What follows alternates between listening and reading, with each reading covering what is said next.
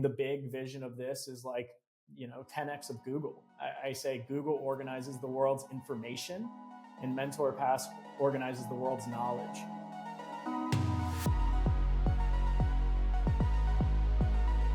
Episode 13 with my man with the plan, Ash Melwani, as always, is joining me. We have a super special guest, the founder, creator, amazing human, international man of mystery, actually joining us from Paris, France today. Kenny Hanson. Kenny, how are you? What's up? Thanks for coming on the show. I'm good, Rabba. I'm a little tired. It's about 11 o'clock here in Paris, but I stayed up just to talk to the two of you. I couldn't miss this conversation, so things are good. Of course. Well, it doesn't even get dark there till like 10, though, right? So you're just like 1 hour into the darkness. I've been following you on your Instagram. I'm living vicariously through. You're just in Vienna, now in Paris. Everywhere. I mean, the mentor pass is international, baby. Let's go. Yeah, I've got a client lunch tomorrow. I'm going to be meeting another client in Biarritz. So we've got people all over the place. Oh, wow. That's incredible. So for this episode, we're going to take a little bit of a different tack. We've been hitting paid media pretty heavily. And Kenny has a really, really incredible company that he started called mentorpass. And I'll let you plug it and kind of tell people what it is, but just kind of giving an overview. We're basically just going to jam on that. There's a bunch of really interesting things in terms of the two-sided market, the economics, what you're seeing because you have all these killer crusher DTC people, kind of what you're seeing behind the scenes, who's actually really succeeding on the market, how you're dealing with, again, there's a ton of, everybody wants to be on it, and how you're kind of modulating that demand to become a mentor with people actually signing up to buy those mentor hours. So there's going to be a ton of stuff we can get through. But before we do that, kind of give people the elevator pitch about what mentorpass is, and let's start there. Yeah, so mentorpass is a direct-to-consumer startup mentor marketplace. And so we've got about 200 mentors that we've selected out of a much larger group that you can sign up on the platform, pay for a subscription, you get credits every single month, and then you can book calls with people like yourselves, two of our new mentors and other folks that we have on there. We've got brand owners, we've got operators from companies like Ritual and Goop, as well as agency owners, just individual consultants, everything like that. So we've just brought together a group of really good direct-to-consumer experts, and we're democratizing access to those folks. And kind of the backstory of that is I had some really impactful mentors growing up myself that helped me go through a really difficult transition in my life. I actually failed out of high school and I was up to no good. And I had some football coaches and friends' parents that helped me turn it around. And so after I felt the kind of value of mentorship myself, I kind of asked myself, like, how can I bottle this and give it to other people? And so mentorpass is my best attempt at doing that. Incredible. How old is it? There's kind of two stories there. So I'll tell you the first story, which is we're a year and a half old. So we launched in October of 2020. But then actually the year before that, which I refer to as year zero, October of 2019, I did like a false launch where I was indie hacking on it myself. I built the product myself with no code. And for that first 12 months, we literally did $120 in gross marketplace volume. And anybody in their right mind would have given up on the business at that point. But for me, this is really like a passion project. Like I said, it's really personal to me. And so I just kept hacking away at it, even though my friends and family were kind of just like looking at me like, what are you doing? You're blowing your savings. I was putting my 401k into it, but kept pushing, eventually brought on a co-founder. He rebuilt the app so it actually worked. And then we relaunched it and started to get some traction from there. That's incredible.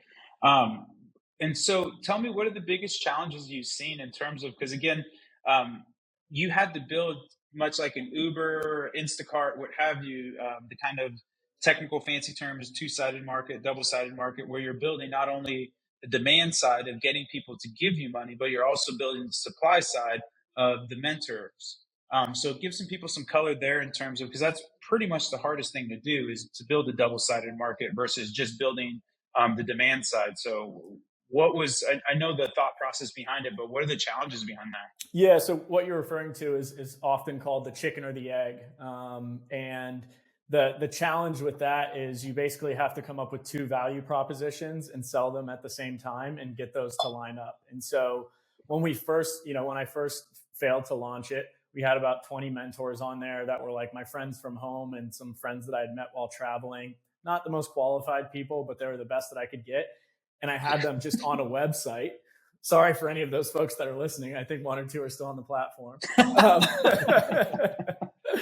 Um, and it was just a website where you could go on there and you could see all of their profiles. You could see their hourly rate. And you could book a call with them. Didn't really work. And so what we eventually, what I learned through that process was you have to try to constrain one side or the other. And what I learned was we were going to try to constrain the supply side as much as possible and kind of like start to block that off a little bit and just show you, hey, we have great mentors and we're going to flash a couple of names at you. But if you want to get access to the full experience, you're going to actually have to commit to the full experience. And then through that, we were able to start talking to customers and then sell them on this kind of process of mentorship instead of saying you're going to pay, X amount of dollars for this one individual call. And really, as we brought it out from the individual and brought it into more of a process, that actually made us a lot more successful. And so, it's a challenge. Like every time you bring on some new mentors, if you don't get them booked pretty quickly, they start to churn and they get a little bit disillusioned with it. Yeah. And then the same thing, if you bring on a client and you don't have the right mentors for them right away, they are not very satisfied with it. So it's a continuous balancing act that we're still solving, but we found some good ways to really scale up. And the biggest thing I'll say is that once you start to get high quality supply, it starts to build on itself. And our big domino to fall was getting Nick Sharma on board, which is a pretty cool story. Powerful Nick Sharma. Yeah, cool story with that. But once we brought him on and he started sharing that he was on the platform, everybody in D2C was like, I want to do what Nick Sharma's doing. And that brought on a bunch of other great high quality supply for us as well. Nick Sharma actually turned me on to, you guys seen this thing? Ooh. The gold Brex? Yeah, fancy, right? Powerful Nick Sharma. I'm going to have to text Sharma right now and see if he can get me that metal card. Mine's starting to fray over here. Oh, it's so nice. We'll do a little... Yeah, it's fancy. Shout out Brex. That's a little Brex plug all around. Oh, Brex plug. Here we go, kids. Here we go. Ash, I know you've booked a lot of 10, 12, and then Powerful Ron. Shout out, just had his kid. Fantastic. Big Ron, CEO, founder over at Avi, has booked a ton of meetings as well. Tell me kind of the success and kind of your experience there. And then Kenny, I want to hear kind of you, because you get to sit over everybody. What has been kind of the whole behind the scenes stuff? But go first, Ash. Yeah, I think since I started my Twitter account, it's always been about just giving as much free game as I possibly can, because when I was first starting, I needed somebody to follow, right? And just kind of learn the ropes from, whether it was individuals or Facebook groups or whatever it was. I just wanted to kind of put out the information, let people absorb it, give my opinion, and that was pretty much it. I started getting messages like, hey, are you consulting, or are you open to taking different gigs? And I was just like, no, I'm running my own brand. I don't really have time for that, nor have I thought of it, right? I don't have a website where I can accept consultation calls or accept payments or anything like that. And I think after seeing what Kenny had done with mentorpass, it's it literally is almost mindless for mentors to kind of just, here's my profile, here's my rate, and here's what I can provide to you.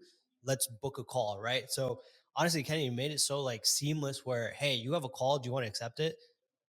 Check out the information. Can I actually offer value? If yes, then let's book the call and let's chat. I think I've had 13 to 15 calls already. And it's it's incredible the people that are kind of asking these unique questions where I don't really get to dive into the detail of things on Twitter, because it's all right, you have 160 characters, what can you really say, right? But because I'm passionate about it, I love talking about it. So the ideas and my explanation on things, I can go into a little bit more deeper. And it's I mean, I'm not tooting my own horn, but people are wow, that's I haven't thought of it this way. And it's yeah, because sometimes I surprise myself when I'm talking, because it's wait, I'm now I'm thinking about, okay, this is a different strategy that I can go through. So it's just good to like have that back and forth. And definitely the biggest thing is just helping people. And then, at the end of the day, it's like, if you can learn from each other, like there's some brands that I've learned a couple of things from just through the calls. And I'm sure even Ron can say the same thing. But I mean, that's been my experience. I think it's absolutely amazing.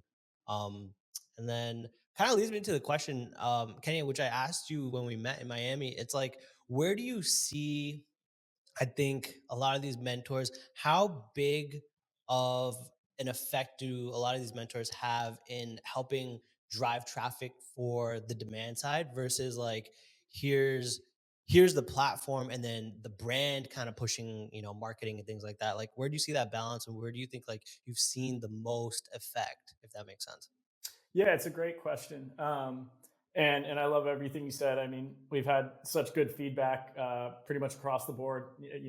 Ash, you've got a great rating on the platform. You and Ron and Rava as well. So love seeing that. And the question that you asked, I'd say it's like right now, it's probably 50-50 in terms of self-generated demand versus organic demand. And there's this really amazing kind of like cross-pollinating effect that happens where let's say Raba shares his profile and somebody discovers mentorpass for the first time and they join to book a call with Raba, and then once they're on the platform they're like, oh well, Ash actually also offers this this other expertise, or Eli is a customer experience expert, and so a lot of people are bringing on their own demand, and then it starts cross-pollinating. We've mostly bootstrapped the company. We raised a couple $100,000 from our community. So we don't have a big team. We're a team of just under like 2.5 resources right now. We don't have a big ad budget. And so what we're really doing is I'm spending time with our mentors and spending time with our customers. And I'm really trying to invest in the community and build relationships and really build a community that's building itself, instead of me being the one out there in the front and saying we've got everything solved. It's like, hey, let's solve this together. Let's help each other out. And while it's probably we've probably grown a little bit slower because of that, I think the actual like fabric of the community is a lot stronger now, and the relationships that have been built are a lot stronger because you have people that are genuinely like referring each other business that have either met through mentorpass or they had some other connection before and they strengthened that through mentorpass. But that's the idea, is like we really want to build a team, and then together we all want to really come together and solve problems for our clients. So it's probably 50-50 right now. It's probably a little bit more platform driven than it is mentor driven. But as we grow, I think that balance will start to change a little bit. And it's the personal brands of our mentors are a lot stronger right now. And then as the platform grows, we'll start to see that come up as we start to borrow some brand from all of our mentors. And then eventually it's like, if you were one of the first houses on Airbnb, you were very handsomely rewarded when the traffic really picked up. So the people that were really, the early group right now, as we continue to scale, are going to be, it's going to be hard to unseat those folks at the top of the rankings. No, I love that. I love that. Yeah. Amazing. And the one thing I'll say is I know, you guys talk a lot about customer acquisition. That's the topic of the podcast. And for me, it's really interesting because, like I said, we're not doing any paid advertising. We've got some very, very fundamental email flows set up there. We're not doing a lot of campaigns on email. And it's very two unique approaches from the tech world to the e-commerce world, where e-commerce is like so driven by programmatic customer acquisition and advertising and things of that nature. And then on the tech side, it's like talk to your customers and build word of mouth. And so that's absolutely what we've done as a tech platform, is just get hands-on with as many customers as possible, do everything we can to solve their problem. And then that word of mouth starts to grow. And then once the business starts to grow, it's like, then you can start to layer on some paid advertising and some more maybe scalable marketing channels. But at the very beginning, it's really focused on that word of mouth and then pouring fuel on the fire. So I think it's almost an interesting topic for us to discuss. Do you think that more e-commerce and consumer products brands would be better off if they took maybe more of a tech approach and didn't go, paid advertising right out of the gate, and they just focused on building relationships and solving problems for customers, and then building a more organic foundation, which they could then pour fuel on the fire later on. Yeah. Yeah. I think it's a great idea. The one probably caveat there is like AOV is very, very different, right? So for something like Triple or mentorpass, right, the AOV is a lot higher, right? For something like us, it's like, all right, well, I'm selling a $40 collagen protein. I need a good amount of customers to scale.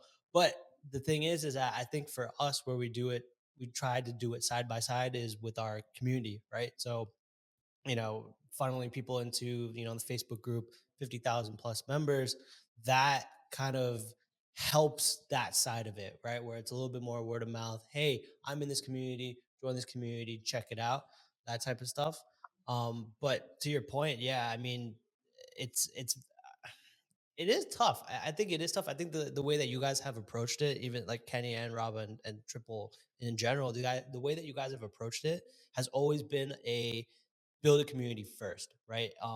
You guys started on, I don't know if Kenny, you can answer this, but I know Triple was pretty heavy on Twitter, right? Then moved to LinkedIn and then moved to paid.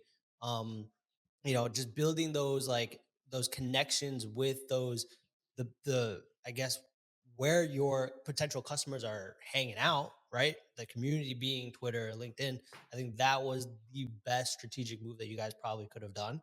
And then even paid, it's like it's so tough because one, your AOV is like super high, and two, it's more or less a subscription, right? So your cost per acquisition is even higher.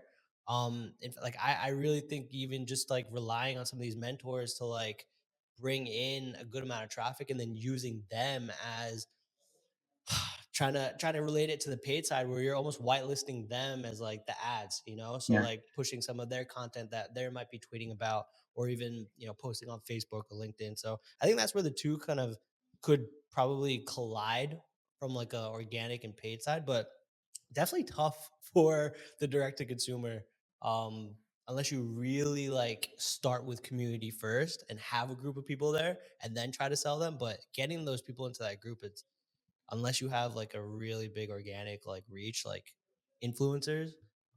Again, it goes back to where you guys started, so I think you guys nailed it right there. Yeah, and I'll just pull up a quick story of a founder named Damien, and he has a company called Effin' Good Snacks, and they're healthy cookies that are designed to be eaten at night. If you have late night cravings like I do, it gets 11 o'clock like it is right now, and you start snacking. I've got some stuff that's not as healthy, but Damien created this product, and maybe in the whole time that I built mentorpass, talked to probably 2,000 founders, he's definitely up there in the top 5 most impressive people that I've met with. And to see the way that this guy, he's a young guy, he's in his early 20s, if that, and he's sending every single customer a personalized video. He's writing personalized letters to everyone. He's traveling to LA and meeting with people and talking to them in person. And like I've said, I've talked to so many e-commerce founders, and so often they'll come to us and they'll say, "Hey, we need help with finding the right agency to run ads for us." And we're like, "Wait, have you figured out if you're solving a problem yet?" And so it's like once you have product market fit, it's such a great way to scale. But it just feels like, from my perspective, so many people are jumping the gun and they're almost moving past that piece of mentorship or strategy, and they're jumping straight into execution. They're saying, "Hey, don't talk to me about all of these like options and finding the right channel. I'm this type of business, and this is how we scale, is going through advertising." And then you see the risks of it with the market changing and things like that. So it's just like, as we intersect these two worlds of tech and e-commerce, I want to figure out what are the e-commerce things that we can bring into tech and what are the tech things we can bring into e-commerce. And from my experience, one of the biggest things would be just talking to more customers and trying to build a little bit more word of mouth and making sure you're truly solving a problem. Yeah, so I definitely have some views. I'm not going to sound as good as these two guys because their mics are so much better than mine. And if you're watching this, you're seeing my scrubby video. I'm sorry I'm not in Austin studio, folks, but hopefully this rant will still help out. So to your point, Ash, so I went to school for economics, so I might have a bias where I see pretty much the world through the lens of economics. And so we really don't, we have, so our kind of AOV is what we call an average selling price, but we don't really think of that as much. Like it's definitely on our mind. But what we think about more so is our LTV to CAC ratio, because we are a subscription product. So we really don't care about the ASP as much as we want to keep that ratio intact. And usually investors like to see like a 3-to-1. So if you take your LTV divided by your CAC, you want to have that to equal around 3. If you're above 3, killing it. If you're below 3, you need to figure out how to lower your CAC. But to your point as well, Kenny, I think a lot of people in the DTC realm that aren't in that subscription-based model, because unless you're in a subscription-based model, the LTV to CAC doesn't make sense. You need to be doing what Ash is doing, where he's looking at AOV on first purchase kind of thing, or some sort of 6-month LTV, 90-day LTV, that kind of thing. But I think you're absolutely right, Kenny. I think it was actually a function of the market where there was just such a bull market where, like, if you were doing anything, you were just going to make money. And so I think what you're seeing now is a big market correction. And it's actually fantastic. A guy named Rob Frazier, who runs Outway Socks, they're fantastic socks. He actually got me off my stance addiction. Super, super awesome socks. He was on the podcast and I asked him, I was like, hey, if I gave you $1 million, what would you do with it? And to your point, Kenny, he didn't say ads. He said, I would spend it on product and send it out to people because I'm solving a need. And the more socks I can get on feet, the more money I make, because people just love my product and they know it's solving a need. And so I think you're right, Ken. I think people jump into paid acquisition way too early. And it's not necessarily that they don't have the quote unquote product market fit, but there's so many other ways that you can deploy. Like at the end of the day, you're just deploying capital. And so is that capital deployment going to be more successful in just lighting $100 bills on fire on Facebook? Or can you, like Ash's point, build a community, activate micro influencers, get free product in the hands of people? Like there's all these other ways that you can approach acquisition, but that acquisition can have these halo effects in terms of building that community, building these foundational things. And then you get somebody like Ash, or then you can sign up for a mentor pass and then learn how to augment these things. But I think so many people built castles on sand, so to speak, and then the actual market kind of just shook everything out. And then it's like, oh, you have no foundation. The hurricane hit, and now your whole marketing ecosystem just imploded because the algae that was these underpriced Facebook ads just went away. And that was what your whole marketing ecosystem thrived on. And now you just have this ecosystem collapse, and you're like, what's going on? It's like, well, because you never really had a business. You're essentially just arbitraging these underpriced ads for shitty products, and you were getting away with it. And like, there's no judgment on that. It's totally fine. But you're not seeing, like, there's so many DTC brands that if you started today would never make it because they were just built off of underpriced ad inventory that was really well targeted.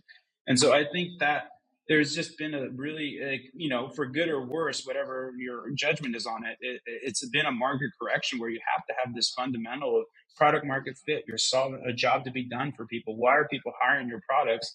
Furthermore, like, are you creating value? And then is that value, are you building moats around it? Like, for example, like Triple Whale, our community is starting to become a moat. Like our Slack group's over 1,000 people now. Ash is active in there. We have Just Hire Fire team doing incredible stuff in his creative channel. And it's not necessarily like a quote unquote product differentiator, but it starts to become a moat around your brand that it's really hard to replicate. Like people aren't going to say they could replicate all our tech. They're not just going to instantly replicate this super vibrant group of 1,000 people. Or to Ash's analogy, like you're not going to replicate your incredible, every geek out I've been to, the Avi community is mentioned. Like it's legendary. And this isn't something that you can build overnight because like it compounds, it takes time, it takes these things where it's like, yeah, I can just get $1 million and spend $1 million on ads. Anybody can do that. This is not a capital constraint. It's a market constraint. And so that's kind of where my rant ends, where I think people were focusing on the non-fundamentals and there was these quick wins where it's like, it's fine to get that, but you're not going to build these lasting, sustaining, really legacy businesses that are generating value for people.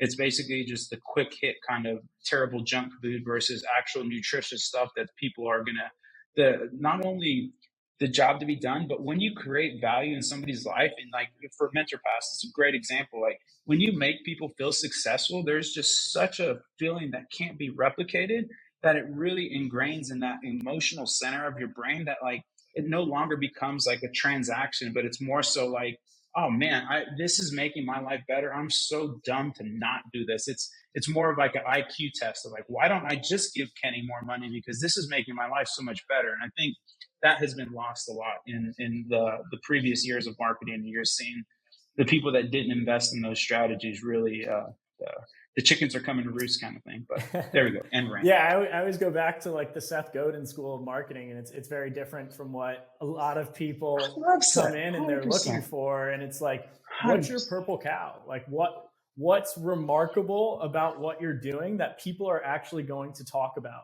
And if you have something there, then yes, you can go and you can tell that story through all these channels, advertising being one of them.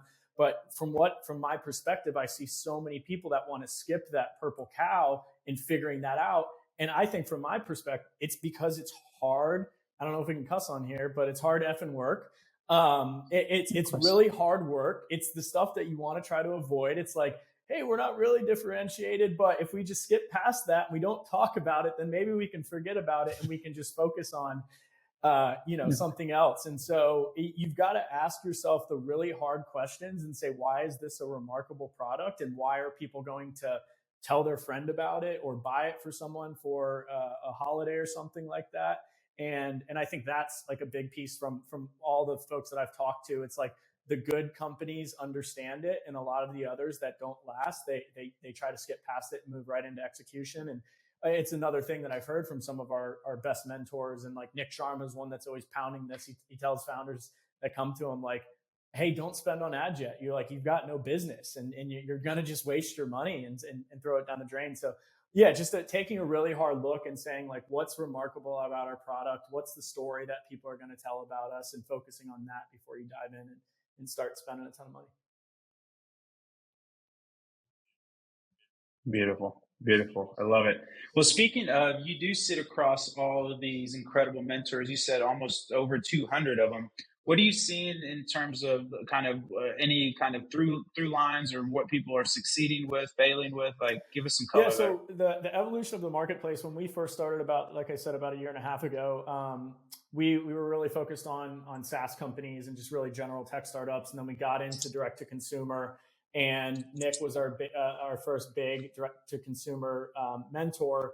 And then from that, we brought on a lot of great growth marketers, and everything has been about growth on the business. And so that's been a big focus. What we're starting to see now is a larger focus on operations, and it's a kind of a role or a spot in our roster that we're looking to fill. We just brought on the old VP of operations from Dollar Shave Club, who's doing really well. It really started general growth marketing, and then we started to get into media buying quite a bit. And then now we're starting to see, hey, how do I acquire customers outside of the traditional digital advertising, and also some demand for operations. I think the one thing that's probably said most is, what are you doing on TikTok? Out of everything, that seems to be the question. It's like, hey, we're spending this much on Instagram, this much on Facebook. And then the mentor is always like, okay, what are you running on TikTok? How much are you spending on TikTok? And from our lens, like that, there's so much demand there. Nobody. There's so much demand there. I put out kind of a cryptic tweet about a new mentor named Danielle Silviera, who's like an unknown person in the world. If you can get her on the podcast, you have to. I can make the intro. But she's spending, I think, $1 million a month with her clients on TikTok, and is doing it very effectively. And I put out this tweet about her, and I said, she's an operator, not a brand builder, so you probably don't know who she is. And we got a ton of demand from that. And so obviously people are trying to crack the code with TikTok. I think, Ash, you're probably talking about a lot in your conversations. I know Cody's talking to folks about it. And so I think that's the biggest demand area on the growth and acquisition side. And then a lot of people are talking about LTV as well. As CAC goes up, you mentioned the ratio before of CAC and LTV. It's like, you got to bring the CAC down and you got to bring the LTV up. So folks like Eli that really focus on retention and customer experience are also doing very well. But that's kind of a general lay of the land right now. And we've got another big kind of new category that we'll be launching that will fit in very well with what we're doing today, but we won't quite reveal that yet. Oh, no reveals on the pod. I bring you on This and is you part you two tease in us like Austin. this? Incredible. Incredible. Oh, okay. Fair play. Fair play. Yeah, that's incredible, man. I think that's super cool. How do you feel, or like, what are your thoughts in terms of as you build out this kind of stable and catalog of mentors? How do you tackle the problem of discoverability? So as people get away from coming in, like I know Ash is the TikTok crusher and he's the TikTok whisperer, and I come here for Ash. But as MentorPass becomes just this knowledge base of everything, how do you bubble up, or do you see that as a hurdle coming up, or does that make Yeah. sense? As I'm saying, as the stable grows and the brand equity kind of starts to flip, where like I'm coming to MentorPass not because Ash Mawani's on there, but because MentorPass is the thought leader in DTC. But now I want to, who do I go to for operations? Who do I talk to about SaaS, or who do I talk to about customer experience, that kind of stuff? Have you thought about Yeah. that, or is that just kind of V2, It's V3 it's down the road stuff? it was a V2 V3 down the road, and we're getting to V2 now. And so it's I've actually got a shared notes document with my co-founder Lawson, and it's just like hard. It just says hard problems. And I think with every business, there's like you can build a good business without really solving hard problems. That's what we've done right now. We haven't solved that hard of a problem. We built very basic software, and there's nothing that, like, we built a good community and we've done some things well, but there's nothing that's like, this is a really freaking hard problem. Discovery is a really hard problem. And if we can solve discovery and a couple of other, two or three others on that list, this can be a $1 billion business. And so there's lots of different ways that you can go about it. I think a lot of it comes down to collecting a lot of data, and then having some really smart technology that can take, basically, I mean, the big vision of this is like, 10x of Google. I say Google organizes the world's information, and MentorPass organizes the world's knowledge. And I'd say that less than a tenth of my knowledge is actually documented as information. I don't write a lot of blogs. I don't do that many podcasts. Not much of my knowledge is actually indexed by Google. And so if we can figure out how to build a system that can actually understand what's in your mind, what you know, and then next time somebody has a question and they say, how do I do, TikTok collagen? And we can understand that Ash knows this and talks about it very often, then we can provide really smart recommendations. And what that allows us to do, why it's so important, is because right now we have 200 mentors. And the reason we have so few mentors is because we haven't solved discovery. But once we do solve it, then we can scale to 50,000 mentors, and you can still put in a simple query and get a really smart result on the way back. So, I mean, that's, like I said, what we're doing right now. It's working and everything like that. But if we really want to scale this to the size it can be, those are two of the big things that we need to solve. Is one, discovery, and then on the other side, it's quality on the supply side, and making sure that all of our mentors are following the right practices and are up to the right standards that we want. I think also one of the big things, like for me, right? Like I was literally talking to Nick the other day, and I was like, is there anybody in my space that is doing, and I'm sure there are, but like, is there, who can I learn from that's doing better than I am? Right? Like that. And it's, I wish, like, I think further down the line, maybe for MentorPass, it's like having the mentors be so specific, like in what you are good at and like your industry that you're great in, right? So like, for example, I can talk to somebody who's killing it in apparel, but is it going to relate to me, right? It probably won't. But like, if I can talk to somebody who is in health and wellness, is crushing Facebook, is doing this, and being able to kind of like filter through that noise to get to that exact person that I can relate to, I think that's probably like the key there. Is getting like, because there, I'm sure even some of the calls that I've had, there's not that there's a mismatch, but like I'm sure there are other people that are better suited for that conversation. Like you're probably just coming to me because I'm putting out value on Twitter and you saw me and I offer mentoring, but I'm sure there's other people who are better suited for like specific industries. You know what I mean? So like I think that's where it gets down to, where it's like getting that granular filtering system in place, where I mean you can really get like 50,000 mentors on there and then really find like the top 5 people who are exactly what you need, you know? Yeah, yeah, that data model is just so important. And we look at like what are the 11 different factors that are really important in a quality mentor match. It's like, do you care about do you want an old mentor or a young mentor? Do you want a man or a woman? Do you want someone that's in your vertical or that has your horizontal skill set? Do you want someone that's regionally close to you? Do you want someone based on the size of the company that they work at? Do you want to talk to someone at a specific company? So there's like so many different elements that could go into it.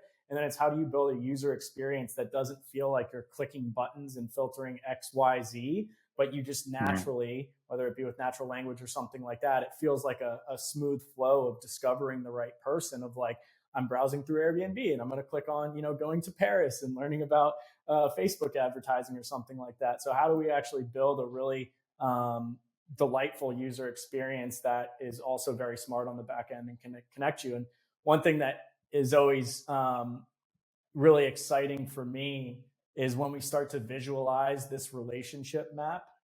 It's going to be so cool because there's some really interesting people that have come through our platform that we haven't named, and we'll obviously keep it confidential, but it's like people that you look up to are probably getting mentored by folks that you might not look up to.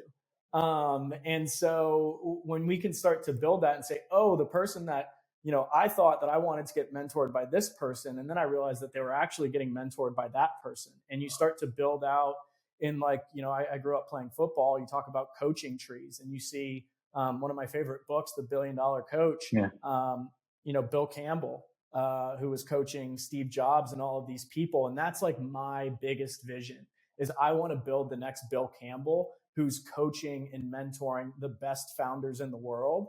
And I want to be able to do that because we have like such good data about what makes a good coach, what makes a good match, and who's really succeeding right now. And so I think that would be so cool if like, even if it wasn't related to mentorpass, if you could visualize a map of who's mentoring who in the world, it'd be like the most exciting thing, the coolest thing you could ever think of. Like who does Elon Musk go to when he has a really hard problem?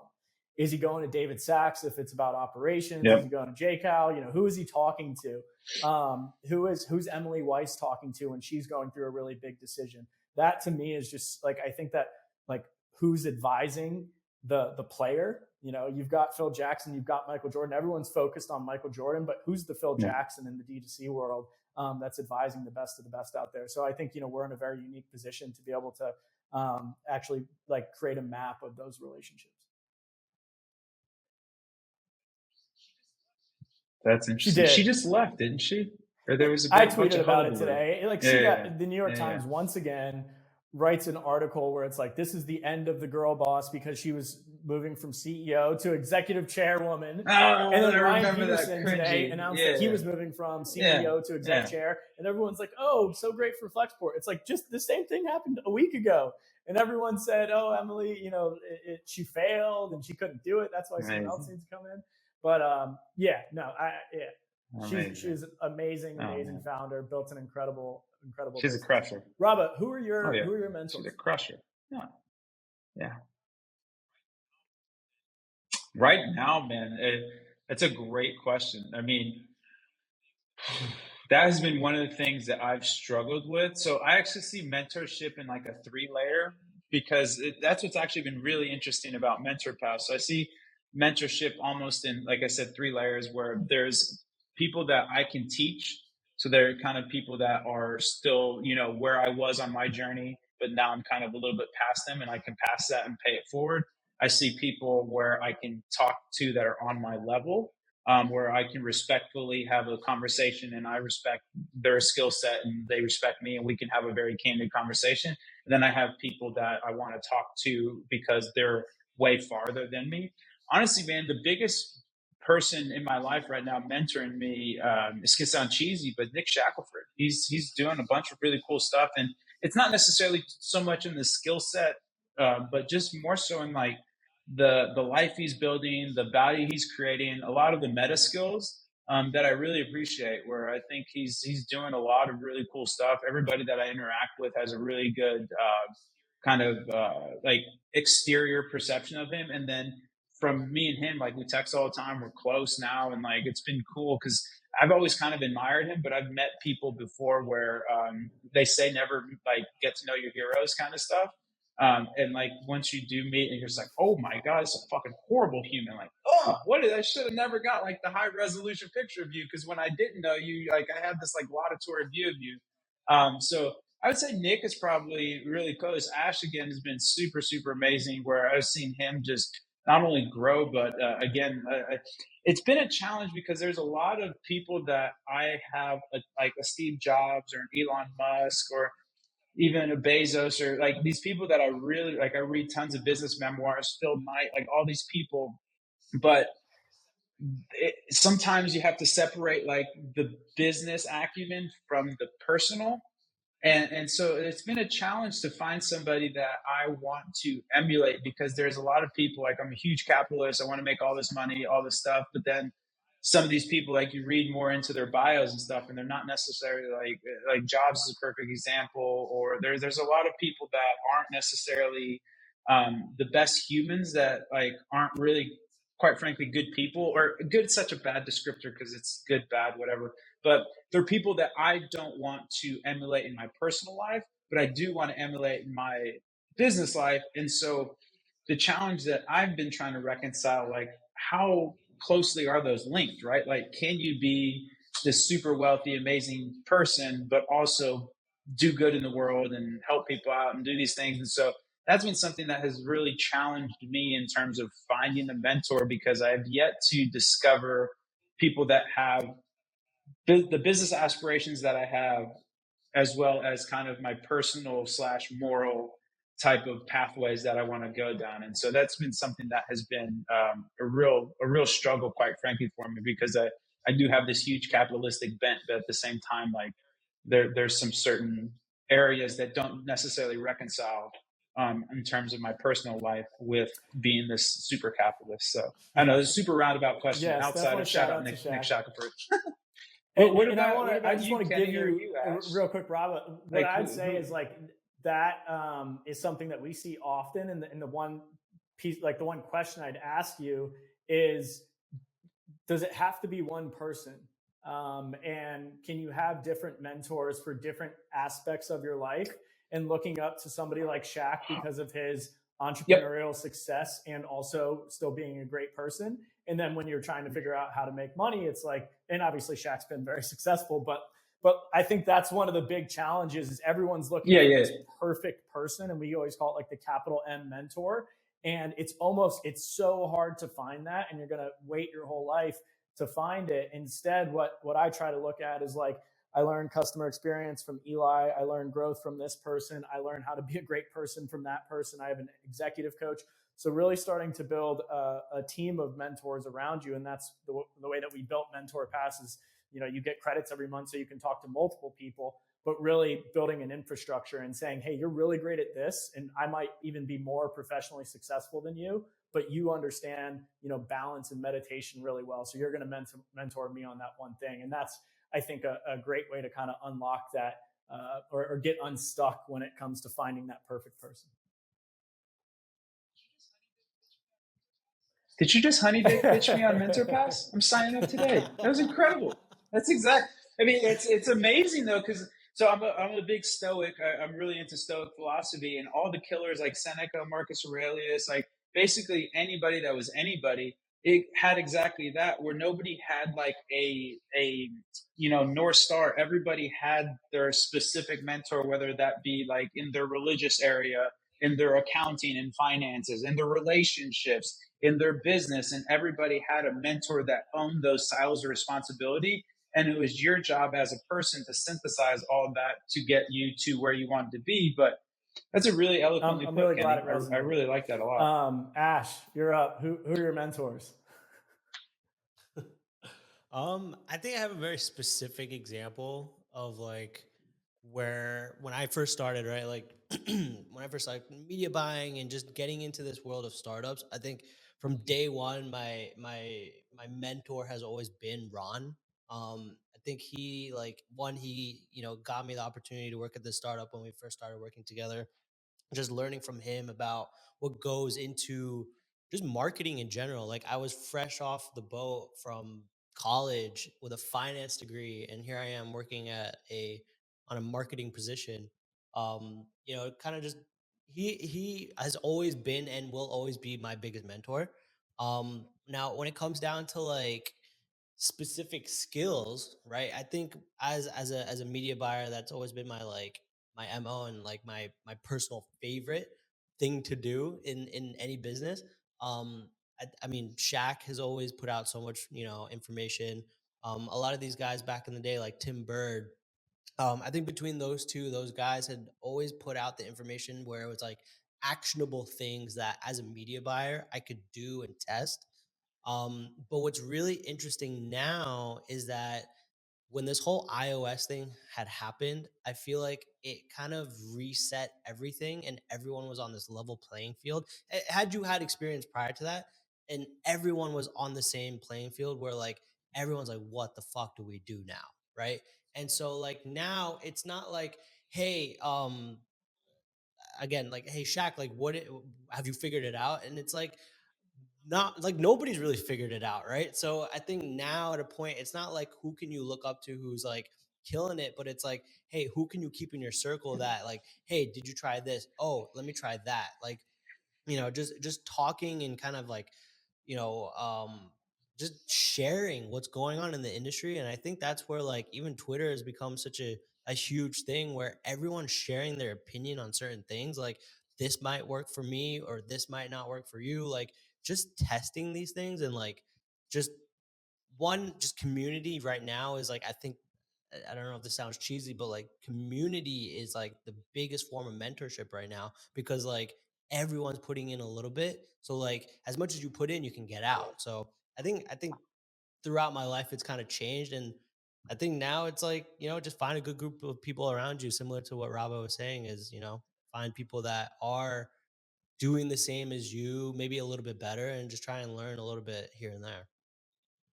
That's such a good insight. I mean, I hadn't thought about that. It really did reset the playing field in the advertising space where it's like nobody has 13 years of experience anymore. Everyone has 0 years of experience in this new playing field. Yeah. And so it's really, we're all coming up on 1 year now. Exactly. It's really like who's in the weeds now, who's operating, who's seeing the most stuff, who's making the most decisions, making the most mistakes. And those are the people that those inches add up. And 3-5 years from now, it's like, Shaq will still be there. Of course, he'll never get unseated, but there will be a new group of kings at the top and queens of the media buying space.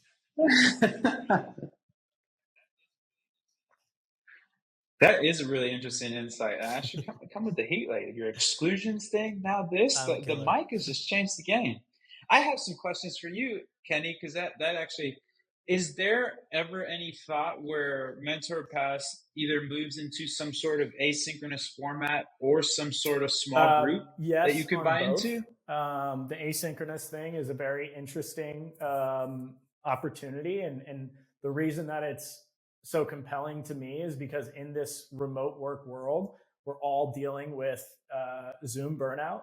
And that's like a risk to our business. And also, I just genuinely care about our mentors. Like, one of our mentors shared something on Instagram and I messaged her and I was like, hey, I'm going to cancel your call tomorrow. Like, you need to take the day off. And I really I want, I almost killed myself for my last career working in consulting, and I don't want people to do that. I think that work-life balance is important. So I think asynchronous is a really great opportunity to give people a similar offering and similar value from a client perspective, while also giving our mentors a way to do it with a little bit more flexibility. Because I know being on back-to-back calls all day can be really draining. And so it's something that we looked at. We've got it on our product roadmap. It's just, when it gets done. And then on the other side of it, the peer group thing is really, it's so valuable. I just really, really, really force myself and force our team to keep things as simple as possible, because I recognize how resource constrained we are. And if I'm going to do something, I want to do it really well. And I recognize that like facilitating a peer group is a very great skill that's learned over a lot of time. And I did some of it in my past life, but I don't really have it. And so to do it, we'd have to do it well. You know, On Deck has done it extremely well. Maven has done it very well. And so it's something that we look at, but what we're actually probably going to be doing, this will be a little bit of a drop for you, is a peer group for our mentors. And doing that to help you all learn from each other. And this, we have a mentor named Megan Watkins. She just sold a D2C or a CPG portfolio for over $100 million. And she's in YPO, and she just talks about how much value she gets from YPO. And she was like, trust me, because she's the executive coach that I'm working with. She's like, Kenny, customers are going to benefit so much from your mentors talking to each other, because you're going to be able to share those best practices and say, oh, these are the 6 questions I'm asking a client when I open up a call. And these are the things that I'm learning. And this is the way that I always close calls. And so for us, we see there's so much value for our value proposition for our mentees and our companies if we can get our mentors talking to each other to share those best practices. And then obviously from the mentors, we've got an incredible group in there. So as you can start to build those relationships, it's going to be very valuable for you personally, as well as learning about how to become a better mentor and a better coach. So that is something that we're looking at in the short term on the supply side. But on the mentee side, it's because we're like, those people are investing in this. I really need to make sure that we've got a very polished offering there, so that that's not coming quite as quickly.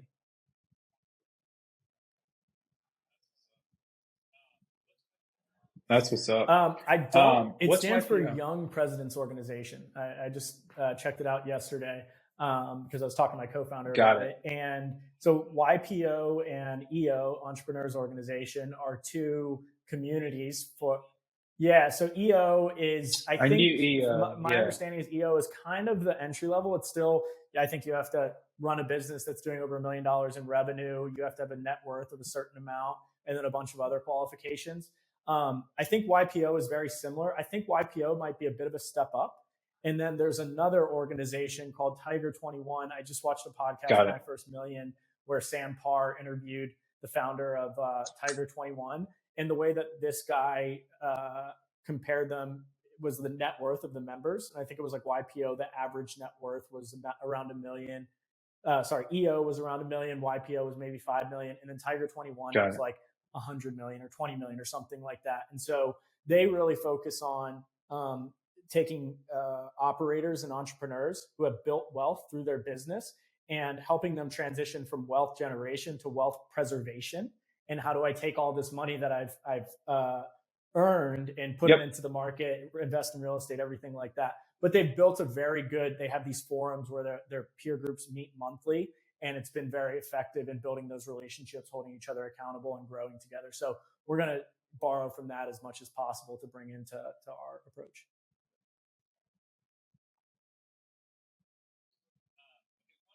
That's incredible. Okay, one more question for Ash, and then we're going to go into our final question, the cheesy, creepy question that I like to ask and end the podcast with now. Ash, if you're running growth for mentorpass, how would you be looking at it? What would you be doing?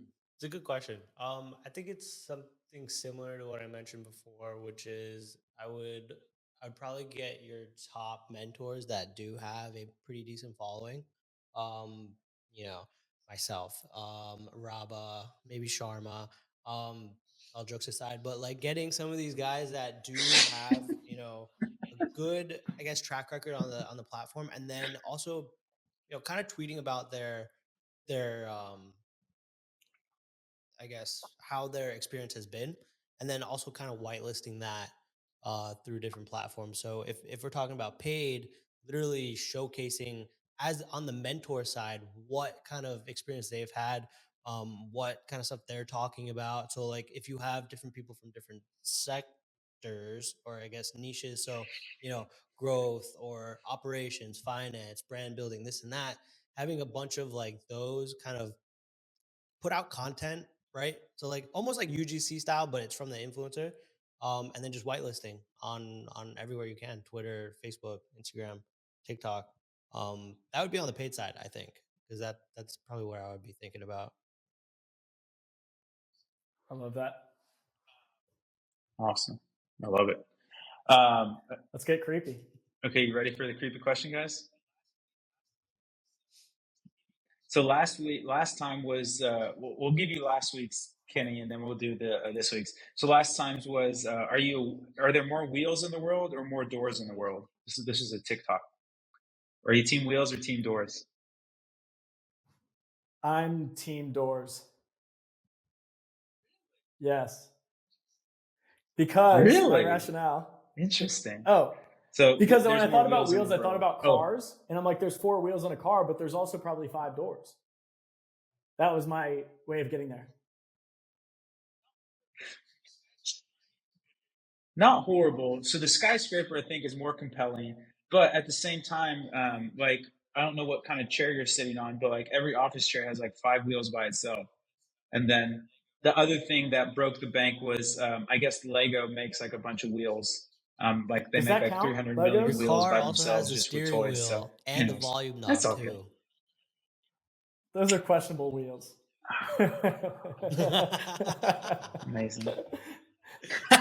Yeah. Fair play. It has to be a load bearing Fair wheel, enough. possibly. Amazing.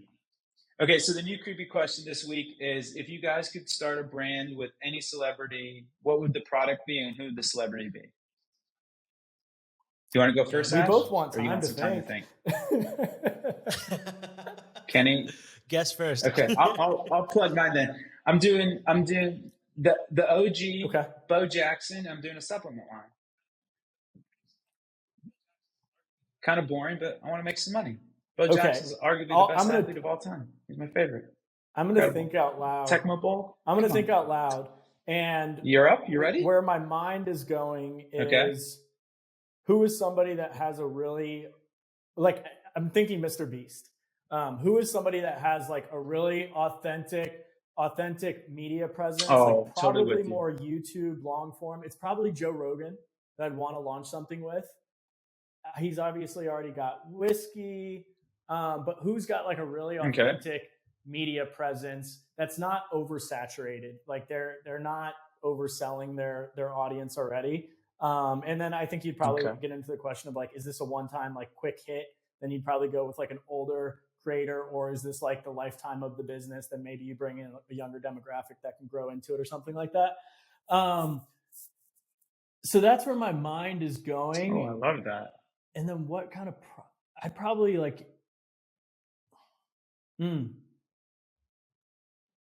yeah, something health and wellness related to Joe Rogan. He's obviously got On It and supplements and things like that. Maybe like I know what it is. I used to work at On It.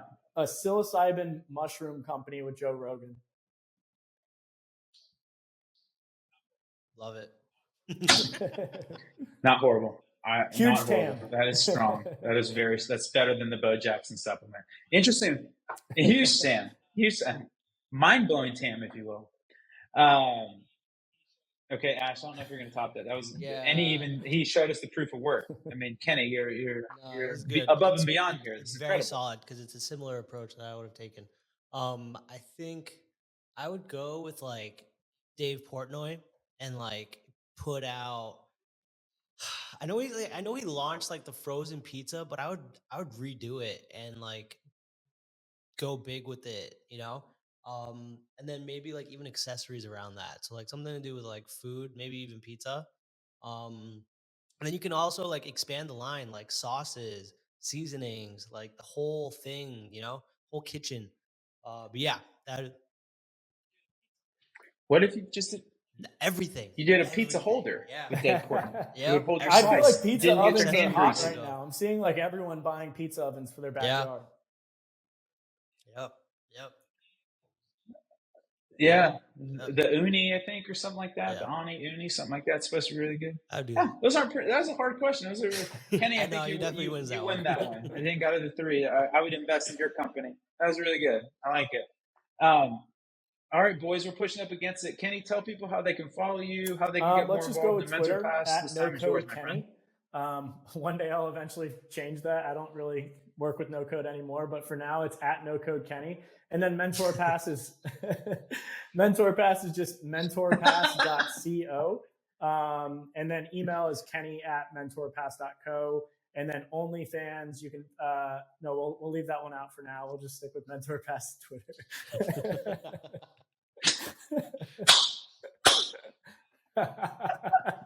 You got a DM for that access. Amazing. Ash, how do people find you? Let people know how to get access to your mentor pass, the vitamin shop spiel. Twitter, find me on the Twitter deal. at Ashman Mawani. If you are needing some collagen in your life, check it out on myavi.com or go to your nearest vitamin shop. If you go to a vitamin shop, take a picture of us, send it to me, please, please, please. That'd be awesome. Send them a picture. Proud to say that I'm on Mentor Pass. So if you're looking for anything on growth, paid media, TikTok, Facebook, Instagram, landing pages, anything on that realm, I'm on there. Come check it out. Amazing. If you want to get more involved in Triple Whale, folks, we are at trytriplewhale.com. We're on the Bird app at Triple Whale. We have an amazing newsletter that goes out every Tuesday, Thursday called Whale Mail. Definitely subscribe there.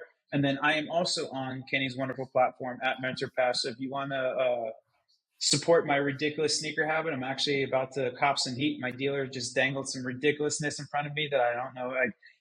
I've always been of the mind of like, you've already made the purchase in your mind. You just have to kind of like rationalize it. So that's where I'm at. Like, no, I'm not buying these. There's no way I'm spending that kind of money on shoes. And I know, and like, I'll probably have them for geek out. But anyways, 100% of my proceeds will go towards my sneakers. Your mentor, your mentor Kenny, is amazing, dude. is Thank you for donating taking to the time. an I know animal it's late there in Paris. Orange County. That's where Shaq's proceeds are going, and you're buying sneakers. So, hey, you got to learn something from the guy.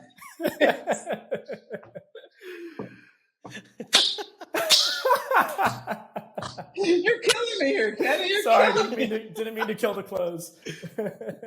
Amazing. God damn it. Oh, man. Amazing. Oh, man. All right, folks. If you like this episode, tell people to subscribe. We are on YouTube's. Kenny, you're the man. I can't wait to have you out. You got to come out for the Whaleys in September to Austin if you ever come out. And then Ash, I'll see you in a couple of weeks. We'll be doing the thing live with Dylan from CRO Testing. Kenny, you're the man. Go sign up. I'm going to go sign up for Mentor Pass myself. I think it's actually, the way I was thinking about it too, is it's almost a more effective executive coach. Because I was thinking about getting an executive coach, but now I can kind of have my executive coach live in these different realms. Which is really cool. We'll get a corporate account set up. Yeah, it's really smart. I love it. You sold me on it. Amazing. Thank you for... Well, I got the gold Brex now, baby. Let's go. Let's light that thing up. You know what I'm saying? All right, guys. Thanks so much. That's 13 in the books. Thank you guys for listening. Thanks for coming on, Kenny. What's next after France? Where are you going? Coming home, or what are you doing? All right. Oh, of course. Are you coming, one. Ash, or no? Whack. Yeah, we have a big old Airbnb. We're gonna have a Triple Whale house. This is gonna be awesome. It's gonna be super fun. Yeah, you should have done it, Ash. You should have done it. All right, folks. Longest close ever, but really fun. Kenny, thank you for dropping all the bombs. Ash, as always, the setup looks great, man. I'm a bit jelly, I gotta tell you. Yeah, and amazing. All right, guys. Thanks so much. That is an episode of Adspend.